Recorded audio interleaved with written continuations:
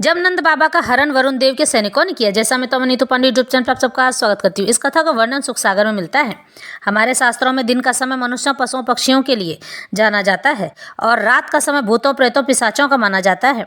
इसलिए रात के समय यात्रा करना, नदी में स्नान करना, किसी पेड़ के नीचे बैठना या फिर ज़्यादा रात हो जाने पर भोजन करना, ये सब कार्य रात को नहीं करना चाहिए, क्योंकि यह राक्षसी भोजन और काम कहलाते हैं, जिससे भूत, प्रेत, पिशाच आपके पीछे पड़ जाते हैं। वरुण लोक में नंद ने देखा कृष्ण स्वरूप, विनय करत सब चरण पारी, गावे सूयस अनूप। श्री सुखदेव जी कहते हैं, परीक्षित, एक समय नंद बाबा ने कार्तिक शुक्ल महा एकादशी का व्रत किया और द्वादशी लगने पर रात में स्नान करने के लिए यमुना जी में प्रवेश कर गए। उस काल में नंद जी को यह पता नहीं था कि यह असुरों की बेला है, यानी कि रात के 12 बज रहे हैं। इस कारण वे रात में ही स्नान के लिए यमुना जल में प्रवेश कर गए। उस समय जल पर वरुण देव के एक सेवक असुर का पहरा था। उसने तुरंत नंद जी को पकड़कर वरुण देव के सामने उपस्थित किया। नंद जी के लापता होने पर सभी ब्रजवासी अति व्याकुल हुए और कृष्ण जी को तथा बलराम जी से बोले, अब आप ही उनका पता लगाकर उन्हें ला सकते हो, हमको तुम्हारा ही भरोसा है। हे कृष्ण, तुम सर्वशक्तिमान हो और तुमने ही सदा हम ब्रजवासियों की रक्षा की है। इतना कहकर सभी ब्रजवासी रोने पिटने लगे। भगवान श्री कृष्ण अंतर्यामी हैं, उनसे कोई बात छिपी नहीं रहती है। उन्होंने तत्काल जान लिया कि मेरे पिता नंद जी को वरुण के सेवक ले गए हैं। तब वे वरुण देव लोक में जाकर वरुण जी के निकट गए। जब वरुण देव ने देखा कि जगत के स्वामी इंद्रियातीत भगवान श्री कृष्ण चंद्र जी पधारे हैं, स्वयं मेरे यहाँ आए हैं, तब उसने उठकर उनका आदर सत्कार किया और विधिवत पूजा की। उनके दर्शन कर वरुण के रोम रोम खिल उठे। तब वरुण देव कहते हैं, हे परमात्मन, आज मेरा जन्म सफल हुआ, मेरा लोक पवित्र हो गया। आपकी सेवा का शुभ अवसर आज मुझे प्राप्त हुआ है। मैं आपको साष्टांग दंडवत प्रणाम करता हूँ। आप अचिंत्य, अनंत, मधुर्य, सौंदर्य, ऐश्वर्य आदि समस्त दिव्य गुणों से युक्त हैं। आपकी शोभा बढ़ाने वाली है। आपकी शोभा का क्या कहना। आप ही जगत की उत्पत्ति, स्थिति तथा प्रलय करने वाले हैं।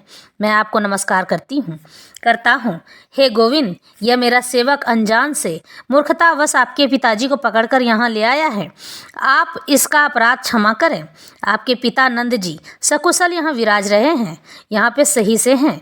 आप इन्हें ले जा सकते हैं, किंतु हे प्रभु, आप मुझ दास को भी न भूलिएगा और मुझे अपना बना लीजिए।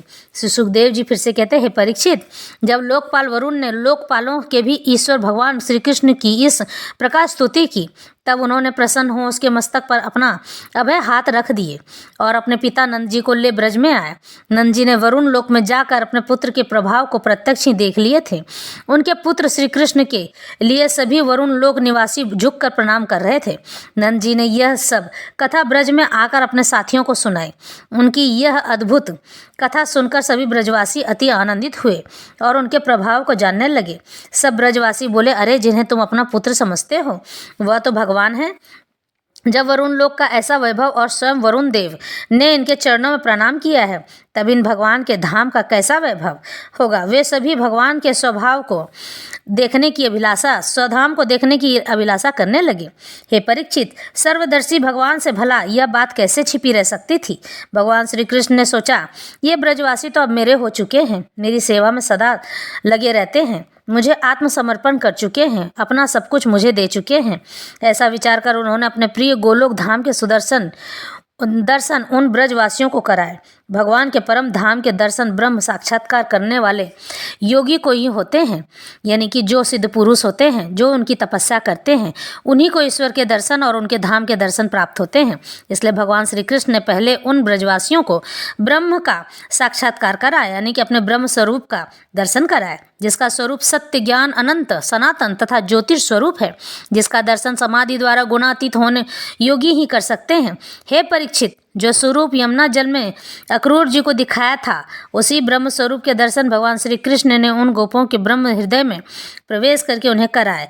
उस ब्रह्म हृदय में डुबकी लगाते ही उन गोपों को भगवान के दिव्य परम धाम का दर्शन होने लगा। नंद आदि गोप परमानंद में मग्न होकर वेद मूर्ति भगवान श्री कृष्ण की स्तुति करने लगे। उस दिव्य धाम में उन नंद आदि गोपों ने अपने ब्रजवासियों को भी भगवान श्री कृष्ण की स्तुति करते हुए देखा। यह देखकर वे अति आश्चर्यचकित हो गए। इस तरह से नंद बाबा को भगवान श्री कृष्ण वरुण देव से छुड़ा कर लेकर आए और यह कथा आज यहीं संपन्न होती है।